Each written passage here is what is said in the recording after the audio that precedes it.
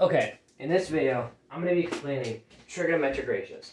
So I have the three listed up here. You have sine, cosine, and tangent. You can use the mnemonic device SOHCAHTOA to remember what they do.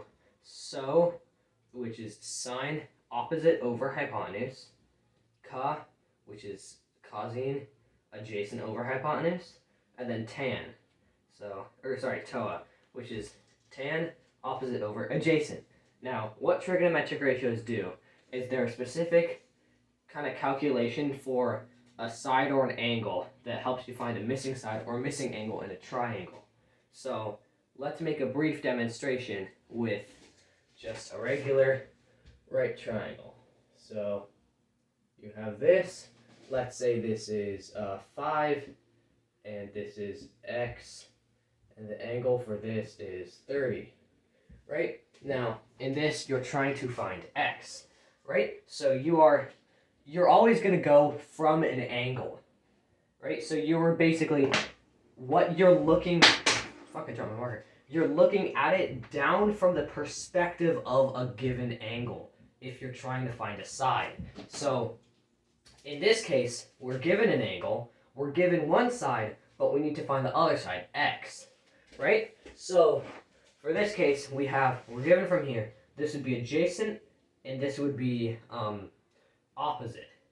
So we would use tan for this one. And so now here's what we would do. We would do tan, and then you would put in the, what's it called?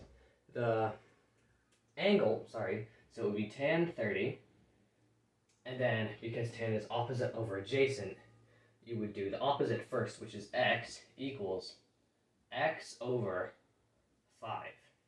Now, the goal of these is to essentially turn this into a solvable equation, right? So there's different steps you can take to do that. So let's first multiply each side by 5, right? And now you have 5. You'd multiply each side by 5 because this is x over 5, and the opposite of that with this division is multiplication. Okay?